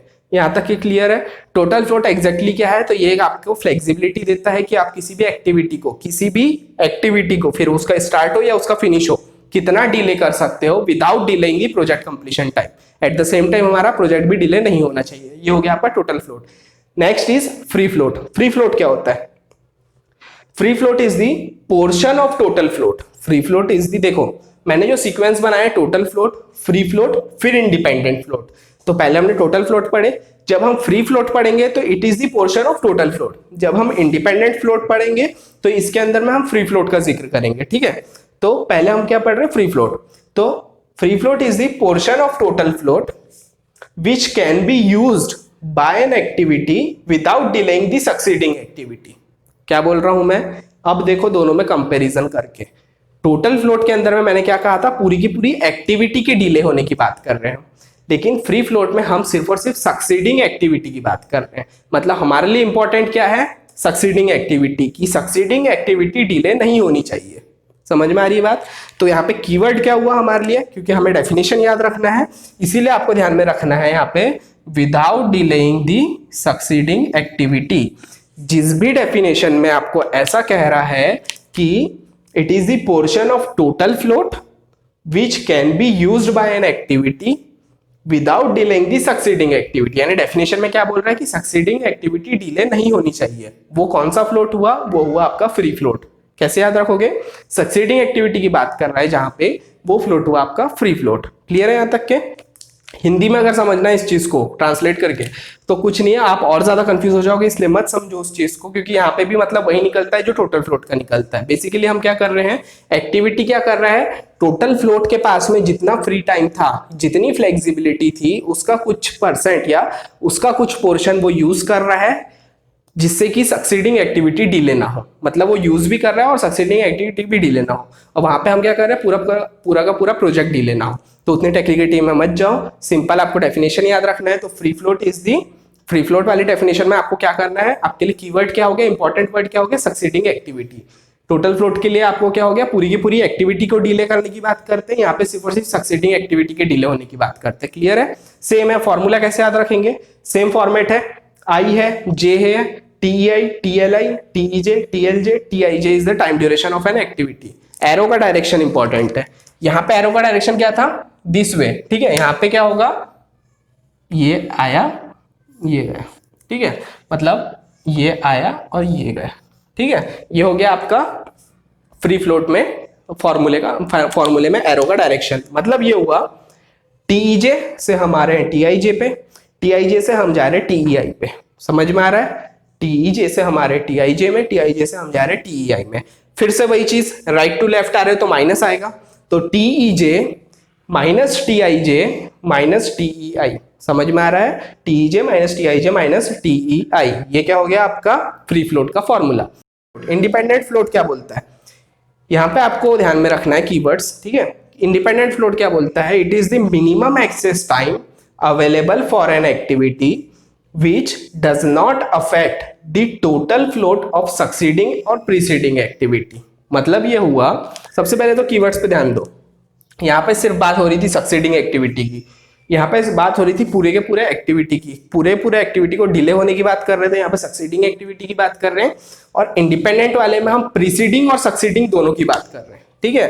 तो यहाँ पे हमारा क्या हो गया, कीवर्ड हो गया सक्सीडिंग और प्रीसीडिंग, मतलब दोनों, ना तो आगे वाली एक्टिविटी डिले होनी चाहिए, ना ही पीछे वाली एक्टिविटी पे फर्क पड़ना चाहिए। तो independent float is the minimum excess time available for an activity which does not affect the total float, which does not affect the total float of succeeding और प्रीसीडिंग एक्टिविटी, मतलब कि वो मिनिमम एक्सेस टाइम। अच्छा, यहाँ पे एक चीज और ध्यान में रखना है, ये भी वर्ड आपके लिए इंपॉर्टेंट है, ठीक है। Minimum excess time, independent float के अंदर में दो चीज ध्यान रखना है, मिनिमम एक्सेस टाइम, दूसरा सक्सीडिंग और प्रीसीडिंग एक्टिविटी। यहाँ पे पूरे के पूरे एक्टिविटी की बात हो रही है, यहाँ पे सिर्फ सक्सीडिंग एक्टिविटी की बात हो रही है, यहाँ पे सक्सीडिंग और प्रीसीडिंग दोनों की बात हो रही है कि हमारी सक्सीडिंग एक्टिविटी में भी फर्क नहीं पड़ना चाहिए और सक्सीडिंग एक्टिविटी में भी फर्क नहीं पड़ना चाहिए और प्रीसीडिंग एक्टिविटी में भी फर्क नहीं पड़ना चाहिए। ये हो गया आपका इंडिपेंडेंट फ्लोट। नेक्स्ट इज वही सेम डायग्राम वही है, T I, T L I, T J, T L J. T I J is the time duration, I J event हो गया। यहाँ पे एरो का डायरेक्शन क्या है? एरो का डायरेक्शन है यहाँ पे ऊपर से नीचे, ठीक है। मतलब कि क्या हुआ है यहाँ पे देखो, टोटल फ्लोट था, टोटल फ्लोट में हमारा डायरेक्शन ये था, ठीक है। उसके बाद हमने क्या पढ़े? फ्री फ्लोट, फ्री फ्लोट में हमारा डायरेक्शन ये था। और उसके बाद में हम क्या पढ़ रहे हैं? इंडिपेंडेंट फ्लोट, इंडिपेंडेंट फ्लोट में हमारा डायरेक्शन ये है। मतलब ये हुआ कि टी, और ऑब्वियस है राइट से लेफ्ट में आ रहे तो माइनस लेंगे, T E J minus T I J minus T L I. क्या बोल रहा हूँ? T E J minus T I J minus T L I. तो इस तरीके से आप फ्लोट्स को अच्छे से याद रख सकते हो। तो ये हमने देखा फ्लोट, उसी को कहते हैं स्लैक। फ्लोट के टाइम पे हम एक्टिविटी की बात करते हैं, स्लैक के टाइम पे हम इवेंट की बात करते हैं। ये हो गया आपका पूरा थ्योरेटिकल पार्ट। इसके बाद हम देखते हैं एक न्यूमेरिकल, उसमें आपको और भी अच्छे तरीके से सारी चीजें क्लियर हो जाएगी। सो इस प्रॉब्लम में सबसे पहले हमको क्या बोला है उसने? कैलकुलेट करने के लिए क्रिटिकल पाथ। अब देखो, क्रिटिकल पाथ कैलकुलेट करने के दो तरीके होते हैं, या तो आप फ्लोट से कैलकुलेट करो या तो आप स्लैक से कैलकुलेट करो। मतलब या तो आप एक्टिविटी का कैलकुलेशन करके करो या तो आप इवेंट की कैलकुलेशन से करो, ठीक है। दोनों ही केस में आपको क्रिटिकल पाथ आप कैलकुलेट कर सकते हो। अब अगर मुझे एक्टिविटी से कैलकुलेट करना है तो मुझे क्या करना पड़ेगा? Step by step floats calculate करने होंगे। जब मैं टोटल फ्लोट कैलकुलेट करूंगा और जिस एक्टिविटी में टोटल फ्लोट 0 आएगा वो सारी एक्टिविटी कहलाएगी क्रिटिकल एक्टिविटी, और उन क्रिटिकल एक्टिविटी से जो पाथ बनेगा वो पाथ कहलाएगा क्रिटिकल पाथ, ठीक है। और जब मैं स्लैक से कैलकुलेट करूंगा तो सिंपली मेरा एक या दो स्टेप में आंसर आ जाएगा। बट हमारे लिए इंपॉर्टेंट दोनों ही है। वैसे अपने एमपीएससी के पॉइंट ऑफ व्यू से हमको प्रॉब्लम नहीं पूछता है, बट अपने सारे फंडे क्लियर करने के लिए हमको प्रॉब्लम पढ़ लेना चाहिए, ठीक है। तो स्टार्ट करते हैं प्रॉब्लम।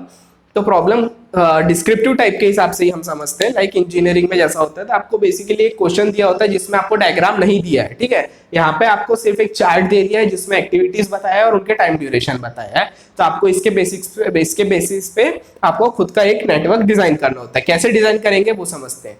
क्या बोला है उसने? एक्टिविटी क्या दिया है? एक्टिविटी 1 से 2, 1 से 3, 2 से 3, 2 से 4, 3 से 4। सबसे पहले 1 से 2 पे आते हैं अपन। एक्टिविटी 1, सपोज ये है एक्टिविटी 1, ठीक है। 1 से 2 पे जब हम जा रहे हैं, एक्टिविटी 1 से 2 पे जा रहे हैं, ठीक है। एक्टिविटी 1 या एक्टिविटी 2, 1 से 2 पे जा रहे हैं। इस एक्टिविटी का टाइम ड्यूरेशन कितना है? 5। सारे टाइम ड्यूरेशन काय में दिए हैं? डेज में दिए हुए हैं। नेक्स्ट क्या बोला है? 1 से 3, उसका टाइम ड्यूरेशन है 8। तो ये 1 एक्टिविटी से मैं गया, थर्ड एक्टिविटी में इसका टाइम ड्यूरेशन कितना दिया है? 8 डेज। देन 2 से 3 के लिए 6 डेज, ये 2 से मैं आ गया, इसके लिए उसने बोला है 6 डेज, ठीक है। देन 2 से 4 पे जब जा रहे हैं तो 2 से 4 के लिए उसने बोला है 12 डेज, और 3 से 4 के लिए बोला है उसने 9 डेज, ठीक है। यानी 1 से 2 के लिए 5 डेज, 1 से 3 के लिए 8, 6, 12, 9, ऐसे हमने यहाँ पे नेटवर्क बना लिया है, ठीक है। अब किसी भी नेटवर्क को सॉल्व करने के लिए हमें 3 चीजें कैलकुलेट करना होता है, जिसमें मैंने आपको सबसे पहले कैलकुलेट करने क्या बताया? मैंने सबसे पहले क्या पढ़ा है? Activity time. तो हम क्या करेंगे? एक्टिविटी टाइम पहले कैलकुलेट करेंगे। लेकिन एक्टिविटी टाइम में भी मैंने आपसे कहा था कि सबसे पहले हमें क्या कैलकुलेट करना होता है? सबसे बेसिक हमें क्या कैलकुलेट करना होता है? कहां से स्टार्ट करते हैं? आपको कैलकुलेट करना होता है ईएसटी, देन आपको कैलकुलेट करना होता है एलएफटी। ईएसटी और एलएफटी क्योंकि हमें सबसे पहले कैलकुलेट करना होता है, इसीलिए मैंने आपको एक्टिविटी टाइम पढ़ाते टाइम पे 2 ग्रुप बना के बताया था। याद आया? तो क्यों बनाया था? अब उसका आंसर मिलेगा। क्या करना है? सबसे पहले क्या कैलकुलेट करना है हमको? सबसे पहली चीज ईएसटी एंड एलएफटी, इसे हमें कैलकुलेट करना है। तो जब हम ईएसटी को कैलकुलेट करेंगे तो हमको ध्यान में रखना है कि वैल्यू कौन सी कंसीडर करना है? हमको हायर वैल्यू। जब हम ईएसटी कैलकुलेट करते हैं तो हमको वैल्यू कंसीडर करनी होती है हायर वैल्यू, और जब हम एलएफटी कैलकुलेट करते हैं तो हमें वैल्यू कंसीडर करनी होती है लोअर वैल्यू। समझ में आ रहा है? जब ईएसटी कैलकुलेट करेंगे तो हमें हायर वैल्यू लेना है, जब LFT कैलकुलेट करेंगे तब हमें लोअर वैल्यू लेना है। क्यों लेना है? क्योंकि जब मैंने आपको बताया लेफ्ट टू राइट जाते हैं तो हम पॉजिटिव लेते हैं, जब राइट टू लेफ्ट आते हैं तब हम नेगेटिव लेते हैं। ठीक है, अब आपको याद होगा मैंने ग्रुप में बताया था आपको, जब मैंने ग्रुपिंग किया था EST की, तो EST को मैंने ग्रुप किया था TEI से, यानी मैं यहाँ पे बोल के चल रहा हूँ आई मतलब टेल इवेंट किया था। EST लिखा था, EST को मैंने सर्कल किया था, EST को आई के साथ में, मतलब कि क्या हो गया, वो टेल इवेंट के साथ ग्रुप किया था। LFT को मैंने ग्रुप किया था हेड इवेंट के साथ में। तो जब मैं इस पर्टिकुलर एक्टिविटी की बात कर रहा हूँ, ठीक है, यानी 1 से 2 पे जा रहा हूँ, तो यहाँ पे मेरे लिए टेल इवेंट क्या हो गया 1 और हेड इवेंट क्या हो गया 2। 1 क्या हो गया टेल इवेंट और 2 क्या हो गया हेड इवेंट। इसका मतलब कि जब कभी भी हम EST कैलकुलेट करते हैं तो EST कैलकुलेट करते टाइम पे हमको क्या ध्यान में रखना होता है, आई, क्योंकि जैसा मैंने आपको एक्टिविटी टाइम में बताया, मैंने ग्रुप करते टाइम पे EST के लिए हमें आई कैलकुलेट करना होता है और LFT के लिए हमें जे पे ध्यान रखना होता है, मतलब हेड इवेंट पे ध्यान रखना होता है। यहाँ पे हमें टेल इवेंट पे ध्यान रखना होता है। अब एक एक करके हम सारे इवेंट्स पे EST और LFT को कैलकुलेट करेंगे। ठीक है, सबसे पहले मैं ES लिख रहा हूं। ठीक है, सबसे पहले हम क्या कैलकुलेट करेंगे ES, किस पे, आई पे, और साथ में हम सब में पहले ES कैलकुलेट कर लेते हैं। क्या क्या होता है ES कैसे कैलकुलेट करेंगे, ES is equals to TEI, मतलब पहले वाले इवेंट का टाइम ड्यूरेशन। तो जब कभी भी हमारा कोई एक्टिविटी स्टार्ट होता है, जब कभी हमारा कोई इवेंट स्टार्ट होता है, तो हम क्या करते हैं ES मान के चलते हैं 0, क्योंकि ये इनिशियल पॉइंट होता है। ES क्या होता है 0, क्योंकि वो इनिशियल पॉइंट होता है। देन 1 से मैं गया 2 पे, जब मैं 2 पे ES निकालूंगा तो 2 का ES क्या होगा, 2 का ES क्या होगा, 2 का ES होगा 1 से मैं 2 पे आया है मतलब 0, 0 प्लस 5 इज 5। और कोई तरीका है 2 पे आने का, 2 पे और कोई इनकमिंग एरोज है नहीं है, 2 पे सिर्फ 1 से 2 पे आ रही है, एक ही एरो आ रहा है। लेकिन जब मैं 3 पे आ रहा हूं तो 3 पे देखो 1 से भी 3 पे आ रहे हैं हम और 2 से भी 3 पे आ रहे हैं, ध्यान देना अच्छे से। जब मैं 1 से 2 पे गया तो सिर्फ एक ही इनकमिंग एरो था, जब मैं 3 पे आ रहा हूं तो 2 से भी 3 पे आने का एक रास्ता है और 1 से भी 3 पे आने का एक रास्ता, मतलब 2 रास्ते हैं। तो मैंने क्या बताया आपको, जब हम EST कैलकुलेट करते हैं तो हम लेते हैं value higher value. Higher value का मतलब ये हुआ कि दोनों ही रास्ते में जब कभी भी जिसका भी आंसर बड़ा आ रहा है हमें ES की वैल्यू बड़ी वैल्यू लेना है। जैसे मैं 3 पे कैलकुलेट करके बताता हूं, ES क्या आ रहा है 3 पे, 0 प्लस 8 8, 5 प्लस 6 इज 11, तो 8 बढ़ा की 11 11, तो ES क्या हो जाएगा इसका 11। समझ में आया क्या किया मैंने? जब मैं 1 से 3 पे आ रहा हूं तो 0 प्लस 8 इज 8 होता है आंसर, या तो मैं 8 ले सकता हूं, या फिर जब मैं 2 से 3 पे आ रहा हूं तो 5, 2 का ES क्या है 5, तो 5 प्लस 6, 5 प्लस 6 इज 11, या तो 8 लूंगा या तो 11 लूंगा, तो बड़ी वैल्यू लेना इसलिए मैं क्या लूंगा 11 लूंगा। क्लियर है यहाँ तक के? सिमिलरली हम जब 3 के बाद में 4 पे जा रहे हैं, 4 पे भी जाने से हम 2 से भी 4 में जा सकते हैं या फिर 3 से भी 4 में जा सकते हैं। क्लियर है? जब हम 2 से 4 पे जाते हैं तो हमारा आंसर आता है 12 प्लस 5, 12 प्लस 5 कितना होता है 17, और जब हम 3 से 4 में जाते हैं तो 11 प्लस 9 कितना होता है 20, तो 17 बढ़ा के 20, 20 बढ़ा, तो हमारा 4 का ES कितना हो जाएगा 20। क्लियर है? समझ में आया? हमने सारे इवेंट पे सबसे पहले क्या कैलकुलेट किया ES। सिमिलरली अब हम क्या करेंगे LF। यहाँ पे मैं प्लस करते हुए चला क्योंकि मैं लेफ्ट से राइट पे था, अब मैं राइट से लेफ्ट में आऊंगा तो माइनस करते हुए चलूंगा, और क्योंकि मैं माइनस करते हुए चलूंगा, ठीक है, यानी EST में हम क्या करते हैं लेफ्ट टू राइट जाते हैं और LFT में हम क्या करते हैं राइट टू लेफ्ट आते हैं। और जब हम लेफ्ट टू राइट जाते हैं हाइयर वैल्यू लेते हैं, क्योंकि यहाँ पे हम प्लस ले करते हुए चलते हैं, क्योंकि रूल यही बोलता है कि हमें लेफ्ट टू राइट जाना है। जब हम LFT कैलकुलेट करते हैं हमें लोअर वैल्यू लेना होता है, हम राइट टू लेफ्ट आते हैं और लोअर वैल्यू लेना है, इसीलिए हम यहाँ पे क्या करते हैं राइट टू लेफ्ट आ रहे हैं इसीलिए माइनस लेंगे। तो यहाँ पे कुछ सिमिलरिटी है ES और LS के बीच में और कुछ डिफरेंस है। सिमिलरिटी ये है कि हमें यहाँ पे जैसे ES की वैल्यू 20 ले रहे हैं तो वैसे ही हमें LF की वैल्यू को भी यहाँ पे 20 लेना होता है। ठीक है, बोलने का मतलब ये है कि जब हम इनिशियली जब हम स्टार्ट करते हैं ES को तो ES की वैल्यू 0 से स्टार्ट करते हैं और आगे बढ़ते हैं, वैसे ही जब हम LF से वापस आते हैं जब, तो LF की वैल्यू हमें क्या मान के चलनी होती है जो ES की वैल्यू है दैट इज 20, यहाँ पे हमें सेम लेना है। और साथ में दूसरी सिमिलरिटी ये है कि जब हम LF का कैलकुलेशन खत्म करेंगे तो यहाँ पे भी LF की वैल्यू ES के बराबर रहनी चाहिए, मतलब कितनी रहनी चाहिए 0 रहनी चाहिए। अगर आपकी LF की वैल्यू और ES की वैल्यू 0 यानी कि सेम आ रही है, इसका मतलब आपका कैलकुलेशन करेक्ट है। ठीक है, तो अब रूल के हिसाब से चलते हैं। 4 से अब हम किस पे आएंगे, पहले 3 पे आएंगे। जब 4 से हम 3 पे आ रहे हैं तो एक ही एरो है, ठीक है, 4 से 3 पे आ रहे हैं, मतलब क्या करेंगे, अब LF में से माइनस करते हुए चलेंगे। LF कितना है 20, 20 माइनस 9 कितना हुआ 11, तो ये LF की वैल्यू कितनी हो जाएगी आपकी 11। क्लियर है यहाँ तक के। 3 के बाद हम जब 2 पे जाएंगे तो देखो 3 से 2 पे जाने के लिए एक रास्ता है और 4 से 2 पे आने के लिए भी एक रास्ता, मतलब दो रास्ते हैं। तो अब हम क्या करेंगे, दोनों में कैलकुलेट करेंगे, जिसका भी LF छोटा आएगा वो LF हो जाएगा 2 का। क्लियर है यहाँ तक के। अब पहले हमें 3 से देखता हूं, तो 3 का LF कितना है 11, 11 माइनस 6 कितना हुआ 5 हुआ, और यहाँ पे क्या है 20, 20 माइनस 12 कितना हुआ 8 हुआ। तो 8 छोटा है कि 5 छोटा है, 5 छोटा है, तो यहाँ पे क्या हो जाएगा LF इज इक्वल्स टू 5। अब आपको लग रहा हो कि सेम सेम ही आती है, ऐसा जरूरी नहीं है, यहाँ पे सेम आ रहा है LF और ES, ठीक है, हर जगह सेम नहीं आता है। ठीक है, अब नेक्स्ट आते हैं हम 1 में। 1 पे जब आओगे आप तो हमारा आंसर क्या आना चाहिए 0 आना चाहिए। देखते हैं आ रहा है क्या। जब हम 2 से 1 की तरफ आ रहे हैं तो 5 माइनस 5 0, एक कंडीशन। जब हम 3 से 1 की तरफ आ रहे हैं तो 11 माइनस 8 कितना हो गया 3, 11 माइनस 8 इज 3। तो हमारे पास दो आंसर आ रहे हैं, 3 भी आ रहा है 0 भी आ रहा है, छोटा कौन सा है 0 है। इसका मतलब ये LF की वैल्यू क्या हो जाएगी 0। समझ में आया क्या किया मैंने। तो यहाँ पे क्योंकि हमारा LF और ES दोनों की वैल्यू सेम आ रही है, दोनों की वैल्यू 0 आ रही है, इसका मतलब ये हुआ कि हमारा कैलकुलेशन सही है। तो मैंने क्या बताया, जब कभी भी हम क्रिटिकल मेथड सॉल्व करेंगे, क्रिटिकल पाथ मेथड, तो इसमें हमें सबसे पहले क्या कैलकुलेट करना है, हमें सबसे पहले कैलकुलेट करना है EST यानी ES और LFT मतलब LF, क्योंकि हमें सबसे पहले ये कैलकुलेट करना होता है, इसलिए मैंने आपको एक्टिविटी टाइम के टाइम पे ग्रुपिंग बताया था। ठीक है, EST is related to I बताया मैंने, LFT is related to J। अब I और J क्या था, I is the tail event, J is the head event. क्या होता है अब आगे देखेंगे। ठीक है, सबसे पहले हमने क्या किया EST और LFT कैलकुलेट किए। नेक्स्ट क्या करेंगे हम यहाँ पे, नेक्स्ट चीज हम निकालेंगे स्लैक। तो बेसिकली हम क्या कर रहे हैं, नेटवर्क डायग्राम ड्रॉ करने का 3 चीज कैलकुलेट कर रहे हैं, ES LF और स्लैक। अब स्लैक क्या होता है, स्लैक इज द पॉजिटिव सम, ठीक है, positive difference of LF and ES। Slack क्या होता है, slack is the positive difference of LF and, लिख देता हूं मैं यहाँ पे, it is the positive difference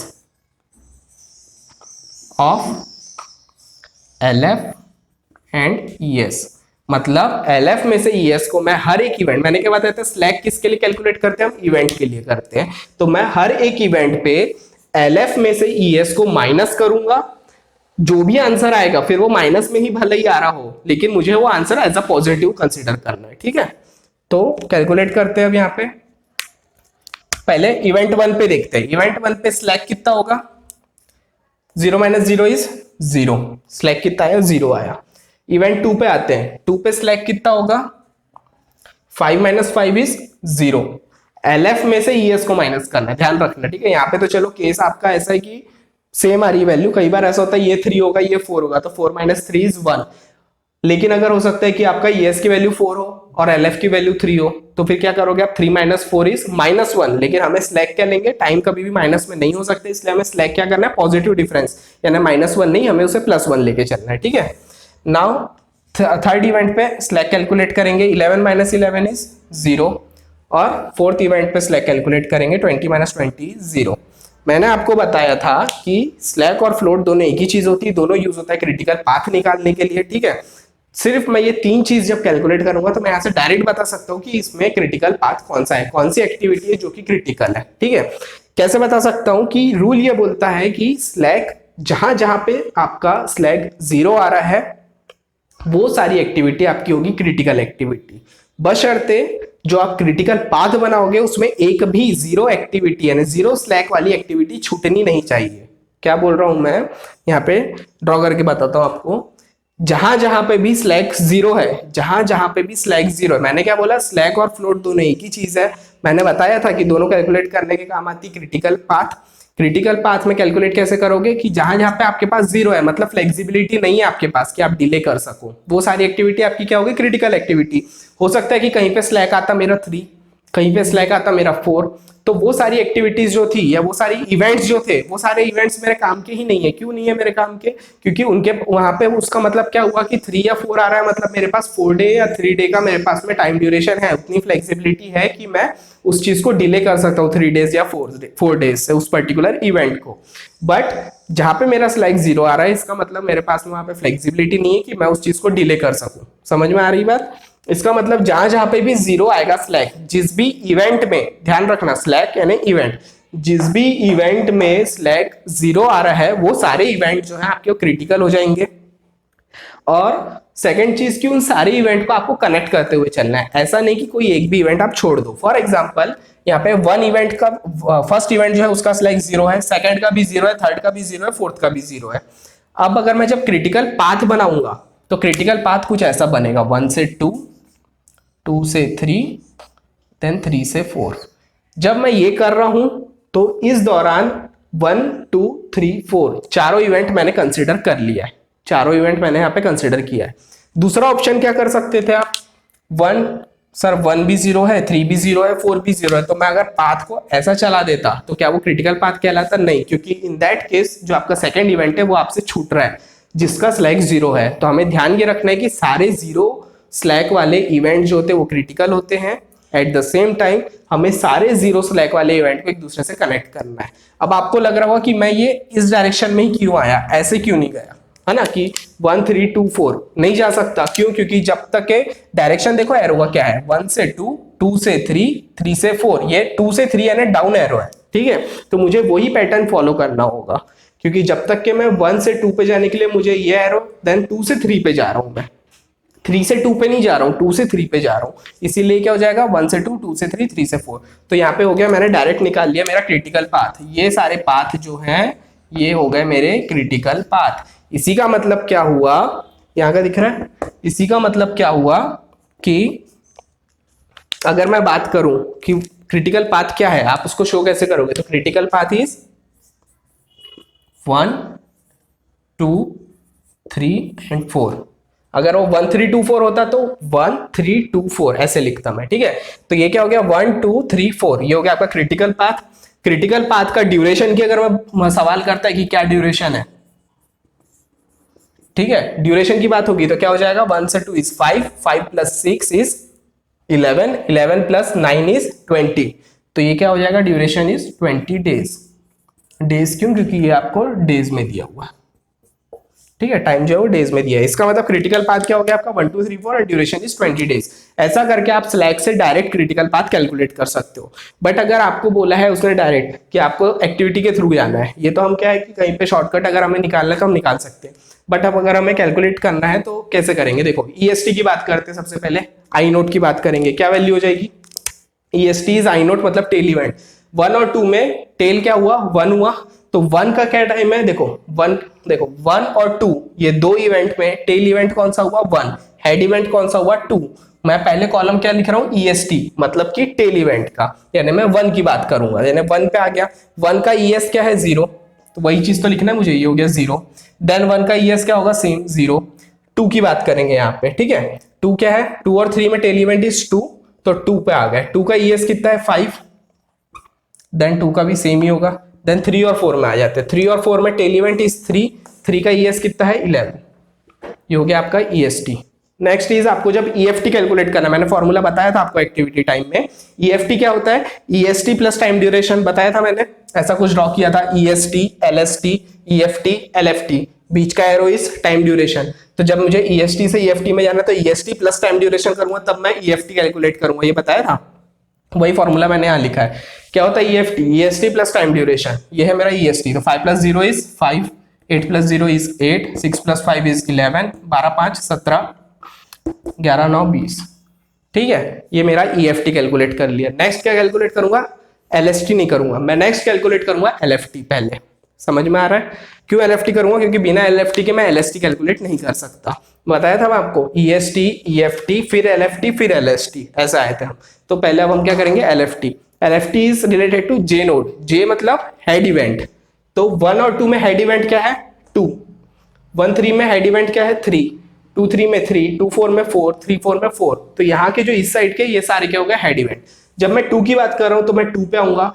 2 का एलएफ कितना दिया है, 2 का एलएफ मैंने कैलकुलेट किया है 5, 2 का एलएफ कितना है 5, ठीक है। देन 3 का एलएफ कितना है 11, देन अगेन 3 का एलएफ कितना है 11, देन 4 का एलएफ कितना है 20, देन अगेन 4 का फिर एलएफ कितना हो जाएगा 20, क्लियर है? क्योंकि मैंने LFT कैलकुलेट कर लिया, अब मैं क्या कैलकुलेट करूंगा, LST। क्या होता है LST का फॉर्मूला, बताया था मैंने, राइट से लेफ्ट में आ रहा है, LFT माइनस टाइम करूंगा तो LST आ जाएगा, तो LFT माइनस टी करूंगा, LFT माइनस टाइम। 5 माइनस 5 कितना होगा 0, 11 माइनस 8 कितना हो गया 3, 11 माइनस 6 कितना हो गया 5, 20 माइनस 12 इज 8, ठीक है, 20 माइनस 9 इज 11। क्लियर है? यहाँ पे 20 माइनस 12 इज 8, 20 माइनस 9 इज 11। तो ये मैंने क्या कैलकुलेट कर लिया, सारे एक्टिविटी टाइम। हम क्या कर रहे हैं, क्यों कैलकुलेट कर रहे हैं इसको, क्रिटिकल पाथ निकालने के लिए, जो कि हमने स्लैक से निकाल लिया। मैं आपको दूसरा टाइप बता रहा हूँ, फ्लोट से कैसे कैलकुलेट करना है। कई बार आपको फ्लोट से कैलकुलेट करने बोलता है, तो फ्लोट से कैलकुलेट करते टाइम पे मैंने आपको बताया था कि जहां कहीं भी टोटल फ्लोट की वैल्यू 0 होती है, वो सारे एक्टिविटीज या वो सारे एरोज जो है वो कहलाते हैं आपकी क्रिटिकल एक्टिविटी। क्लियर है? अब हम कैलकुलेट करेंगे टोटल फ्लोट। तो टोटल फ्लोट कैलकुलेट करने के लिए इतनी कहानी करनी होती है, आपको एक्टिविटी टाइम निकालना पड़ता है। टोटल फ्लोट का फॉर्मूला, अब आप सोचोगे कि मैंने जब टोटल फ्लोट पढ़ाया था तो उस टाइम पे जो मैंने एरो से बताया था आपको फॉर्मूला, वो तो आपको थ्योरेटिकल के पॉइंट ऑफ व्यू से ठीक है, लेकिन हमें यहाँ टोटल फ्लोट जो कैलकुलेट करना है उसके लिए फॉर्मूला जो है हमारे कैलकुलेशन के लिए जो इंपॉर्टेंट है वो फॉर्मूला देखते हैं। टोटल फ्लोट क्या होता है, कहाँ बताऊं, चलो यहाँ देख लेते हैं, ठीक है। टोटल फ्लोट आपको याद होगा, मैंने ऐसा कुछ बनाया था, आई जे, यहां लिखा था EST, यहां लिखा था LST, ये EFT और ये था LFT, ये था एरो था। टोटल फ्लोट क्या होता है, टोटल फ्लोट होता है आपका या तो LST माइनस EST, या तो LST माइनस EST, ठीक है, या फिर LFT माइनस EFT। दोनों में ही सेम आंसर आएगा, या तो LST माइनस EST करो या तो LFT माइनस EFT करो। ये होता है आपका टोटल फ्लोट का फॉर्मूला, जो कि मैंने यहाँ लिखा है, total float is equals to LST minus EST या फिर LFT माइनस EFT, कोई भी करके देखो, ठीक है। कैलकुलेट करते हैं तो हम लेंगे LST माइनस EST, देखते पहले LST माइनस EST, यानी 0 minus 0 is 0, 3 minus 0 is 3, 5 minus 5 is 0, 8 minus 5 is 3, 11 minus 11 is 0। Same चीज अगर आप इसको भी करते तो भी वही आता है, देखो 5 minus 5 is 0, 11 minus 8 is 3, 11 minus 11 is 0, 20 minus 17 is 3, 20 minus 20 is 0। हमने कैलकुलेट किए टोटल फ्लोट। क्योंकि हमने टोटल फ्लोट निकाल लिए तो इससे हमें एक चीज पता चल गई कि this activity and this activity, ये तीनों ही एक्टिविटी मतलब 1 से 2, मतलब 2 से 3, मतलब 3 से 4, 1 से 2, 2 से 3 एंड 3 से 4, ये क्या है हमारी क्रिटिकल एक्टिविटी। और वही चीज हमने पहले कैलकुलेट करके बता दी है, 1 से 2, 2 से 3, 3 से 4 is critical activity, critical path. Clear है यहाँ तक के? अब क्योंकि अब हमको ड्यूरेशन अगर पूछता है, मतलब अगर ड्यूरेशन कैलकुलेट करना है तो हमको पता है 1 से 2 ड्यूरेशन इज 5, 2 से 3 6, 6 5 11, 3 से 4 इज 9, 11 और 9 20, 20, तो ड्यूरेशन कितना हो गया 20 डेज। तो ऐसे आपको टोटल फ्लोट से आप कैलकुलेट कर सकते हो क्रिटिकल पाथ। इसके अलावा कई बार वो फ्री फ्लोट और ये सारी चीजें भी पूछ लेता है, तो इसके भी फॉर्मूले आपको पता रहने चाहिए, ये भी इंपॉर्टेंट है, ठीक है। फ्री फ्लोट का फॉर्मूला क्या बोलता है, free float is total float minus SJ, ये इंपॉर्टेंट है, ये ध्यान में रखो। क्या है, free float is total float minus SJ, free float is total float minus SJ। SJ क्या है, S is the slack, J is the node, ठीक है, S is the slack, J is the node. J मैंने क्या बताया आपको, I और J में J क्या होता है, head event, J is head event. तो SJ मतलब क्या हुआ, slack of head event, SJ मतलब हुआ स्लैक ऑफ हेड इवेंट, ठीक है। तो जब मैं टोटल फ्लोट, अगर मैं इसके लिए कैलकुलेट कर रहा हूँ 1 से 2 के लिए, अगर मैं स्लैक फ्री फ्लोट कैलकुलेट कर रहा हूँ, फॉर्मूला होगा total float minus slack of head event. इन दोनों में हेड इवेंट क्या है 2, इन दोनों में 3 3 4 4, ये सारे हो गए हेड इवेंट। इनके स्लैक को कैलकुलेट करना है, जो कि हमने यहाँ पे कैलकुलेट करके रखा है, उसको माइनस करेंगे हम टोटल फ्लोट से। इसकी बात करते हैं, 2 का स्लैक कितना है 0, ठीक है, 2 का स्लैक कितना है 0, तो टोटल फ्लोट माइनस स्लैक यानी 0 माइनस 0 इज 0, ठीक है। देन 3 माइनस यहाँ पे क्या है 3, ठीक है, ये क्या है 3, नेक्स्ट वाले में आ गए अपन। तो थर्ड वाले के लिए इसका स्लैक कितना है 0, तो 3 minus 0 is 3, next is again 3 का स्लैक कितना है 0, तो 0 minus 0 is 0। Then next is 4 पे गए, 4 का स्लैक 0 है, ठीक है। तो 3 यानी total float minus 0, 3 minus 0 is 3, then 4 पे आ गए हम वापस से, 4 का ही स्लैग कितना है 0 है, तो 0 माइनस 0 इज 0। ठीक है, तो ये जरूरी नहीं होता है कि टोटल फ्लोट और फ्री फ्लोट दोनों सेम आए, यहाँ पे सेम आ रहे हैं तो ये मत समझना कि दोनों की वैल्यू सेम आती है। ठीक है, तो फ्री फ्लोट का फॉर्मूला क्या है, total float minus S J. जैसे फ्री फ्लोट का formula total float minus S J है, सिमिलरली इंडिपेंडेंट फ्लोट का फॉर्मूला होता है free float minus S I. Free float minus S I, S I क्या है, S is the slack, I is the head event, I क्या है, head event. इसकी बात करेंगे, I is the tail event. इसकी बात करेंगे तो आई क्या है, यहाँ पे टेल इवेंट क्या है, 1 1 2 2 3, ये क्या हो गया, tail event, S I, I is the tail event. ठीक है, तो वैसे ही करेंगे हम सेम, 1 पे जाएंगे, 1 इज द टेल इवेंट, तो इसका स्लैग कितना है 0, तो अब फ्री फ्लोट में से माइनस होगा, तो 0 माइनस 0 इज 0, 3 माइनस सेकंड में आ गए अपन, 1 से 3 में आ गए, इसका टेल इवेंट इज 1, यहाँ पे आएंगे। ठीक है, स्लैग कितना है 0 है, तो 3 माइनस 0 इज 3, देन 2 से 3 पे आएंगे, टेल इवेंट इज 2, 2 का स्लैग इज 0, इसका मतलब 0 माइनस 0 इज 0। ठीक है, देन आएंगे 2 से 4, 2 से 4 में टेल इवेंट इज 2, 2 का स्लैग इज 0, और 0 माइनस 0 इज, सॉरी ये है ना यहाँ पे, हाँ 3 minus 0 is 3, then again 0, 0 minus 0 is 0। ठीक है, दोनों में 3 का क्या था, स्लैग इवेंट 0 था, तो वहां पे 0 माइनस 0 इज 0। तो ऐसे करके आप सारे फ्लोट्स कैलकुलेट कर सकते हो। टोटल फ्लोट ही हमारे लिए इंपॉर्टेंट होता है, वहीं से हम क्रिटिकल पाथ निकाल लेते हैं। सेकंड चीज के हम स्लैग से भी निकाल सकते हैं। तो ये सारी कहानी थी आपकी सीपीएम की। मुझे नहीं लगता कि सीपीएम के अंदर में इसके अलावा कोई भी चीज एक्चुअली है ही नहीं, कुछ बचा ही नहीं। मैंने सारी चीजें कवर करा दी हूँ जो कि आपके लिए इंपॉर्टेंट भी है, सफिशिएंट भी है। अगर आपको एक बार में नहीं समझ में आया, काफी लंबा हो गया सेशन आई नो, अगर आपको एक बार में नहीं समझ में आता, धीरे धीरे इसको ब्रेक डाउन कर करके समझो, अपनी नोट्स बनाओ, क्योंकि ये बहुत ही इंपॉर्टेंट है, बहुत ही वैल्यूएबल है आपके लिए। ठीक है, तो अपनी नोट्स बनाओ, इसको सीखो। आई होप कि आपको सारे पॉइंट्स क्लियर हो गए होंगे और ये काफी हेल्पफुल रहेगा आपके एग्जाम के लिए। So this is all about CPM. अगर आपको ये वीडियो पसंद आया है तो इसे लाइक कीजिए, शेयर कीजिए, सब्सक्राइब अगर आपने अभी तक नहीं किया इस चैनल को सब्सक्राइब करिए सबसे पहले, क्योंकि काफी मेहनत है इस चीज के पीछे। आपको ये कंटेंट ऑनलाइन अवेलेबल फ्री में कहीं भी नहीं होगा। आपको step by step her chapter की सारी डिटेल्स आपको मिल रही है। अब हमारा थोड़ा ही पार्ट बचा है इस सब्जेक्ट के अंदर में, और जब वो कंप्लीट हो जाएगा उसके बाद में मैं आपको इसका लाइव डिमॉन्स्ट्रेशन बताऊंगा कि जो पेपर में क्वेश्चंस फ्रेम हुए हैं, हमने जो सारी चीजें कवर की है उससे वो सारे क्वेश्चंस आपके बनने वाले। ये हम इसके एंड में देखेंगे जब हमारा पूरा सिलेबस सीपीएम का, कंस्ट्रक्शन प्लानिंग मैनेजमेंट का खत्म हो जाएगा। ठीक है, तो ये काफी इंपॉर्टेंट है आपके लिए। इसके आगे भी हम बाकी सब्जेक्ट्स में भी ऐसे ही वर्क करेंगे। सो इसके लिए आपको सब्सक्राइब करना बहुत इंपॉर्टेंट है, ताकि सारी अपडेट्स आप तक जल्द से जल्द पहुंचे। सो अगर आपने अभी तक इसे सब्सक्राइब नहीं किया तो सब्सक्राइब कर लीजिए। मिलते हैं नेक्स्ट चैप्टर में, नेक्स्ट पार्ट में, इसी चैप्टर के नेक्स्ट पार्ट में कुछ दिन के बाद में नए एपिसोड के साथ। तब तक के लिए गुड बाय।